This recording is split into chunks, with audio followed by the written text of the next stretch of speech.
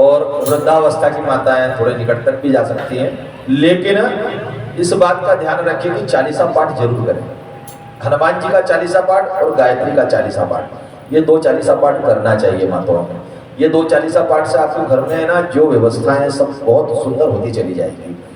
और मैंने अपनी आंखों से देखा, एक 12 वर्ष का बच्चा, 12 वर्ष के बच्चे का वजन 17 किलो। कितना? 17 किलो, यानी लगभग 4 वर्ष के बच्चे का इससे ज्यादा वजन रहता है। अब 12 वर्ष का बच्चा 17 किलो, और डॉक्टर ने बोल दिया कि ये नहीं बच्चे का टीबी है इसको। तो गांव में पहले शहर में लोग रखते थे, तो उन्होंने कहा खुली हवा में पहुंचा दे गांव में, तो उसको गांव में पहुंचा दिया। राजस्थान का रहने वाला, मैं उससे मिला।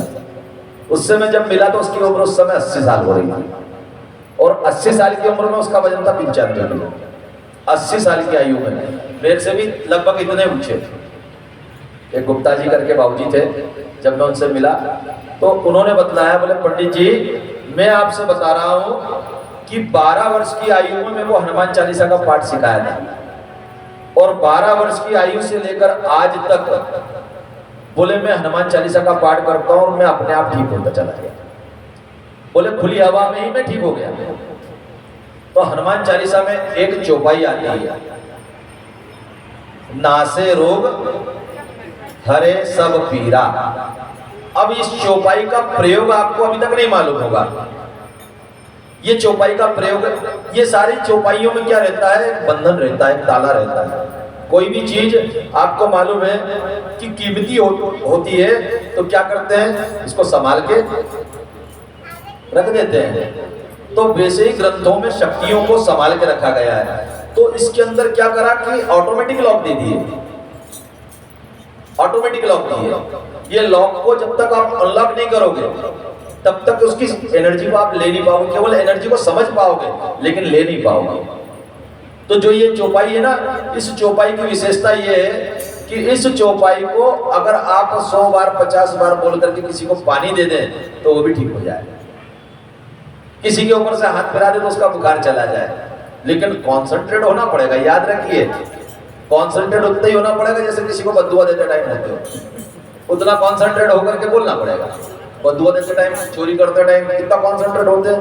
बिल्कुल एक एक इंद्रिय सतर्क, बस उतना कॉन्सेंट्रेट होना पड़ेगा, क्योंकि इसके अंदर वही चीज बोली गई है, नासे रोग हरे सब पीरा। नासे रोग हरे सब पीरा, यानी ये बात तो समझ में आ गई ना क्या लिखा है कि रोगों का नाश करते हैं श्री हनुमान जी महाराज, और सारी पीड़ा है ना दुख को हर लेते हैं। हरे सब पीड़ा। अब आगे की चौपाई में जो है वो ताला है, वो ताले को खोलने का तरीका बताता हूं। वो ताले में क्या लिखा हुआ है? जपत निरंतर हनुमत बीरा, है ना। नासे रोग हरे सब पीरा, जपत निरंतर हनुमत बीरा। तो जपत निरंतर, यहाँ पर एक शब्द को अगर हम लोग केवल पाठ कर रहे हैं हनुमान चालीसा का तो नहीं होगा, लेकिन हम जब एक चौपाई को मंत्र रूप में कर रहे हैं तब हमको क्या कहना है कि नासे रोग हरे सब पीरा, जपू क्या? जपू निरंतर हनुमत बीरा। क्या कहना है हमको? जपू निरंतर हनुमत बीरा। जब आप उसका मंत्र रूप में पाठ कर रहे हैं तो उसका लॉक को अनलॉक कर लो। जैसे मोबाइल को अनलॉक करके खोला, देखा, वापस बंद करा तो लॉक हो जाता है, वैसे ही चौपाई को हमने अनलॉक करी और देख लिए। तो क्या कहना है रोगों का नाश करने के लिए? जपू निरंतर। बोल तो दो एक बार जोर से, माइक भी तो है आप लोगों के पास। नासे रोग, नासे रोग और जपू निरंतर। हाँ, तो ये रोग दूर करने का आप अपना कर सकते हैं। घर में कोई हो उसको जल दे सकते हैं। बच्चा सो गया, ऐसा लगा कि दिन भर थक गया और बुखार आ गया है, नजर हो गई है, तो आप उसके ऊपर हाथ फेर करके भी कर सकते हैं। कुछ समझ आया? मैं आप लोगों को बहुत सारे रोग ठीक करने की दवा बता रहा हूँ। संजीवन बूटी हनुमान जी लेकर के आए थे, तो संजीवन बूटी में से कहां से आई थी? यहीं से तो आई थी। ये संजीवनी बूटी तो है, रोग ठीक करने की शक्ति क्या है? संजीवनी बूटी। तो ये संजीवनी बूटी को उतना ही कॉन्सेंट्रेट होके करना है। अब ऐसे ये नहीं चलेगा।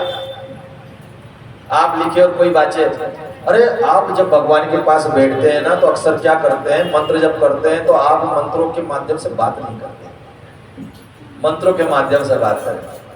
जब आप चालीसा पाठ करें तो बिल्कुल वैसी बात करेंगे जैसे सामने हूबहू मैं सामने बैठा हुआ हूँ और प्रेम सहित बात हो रही भगवान से।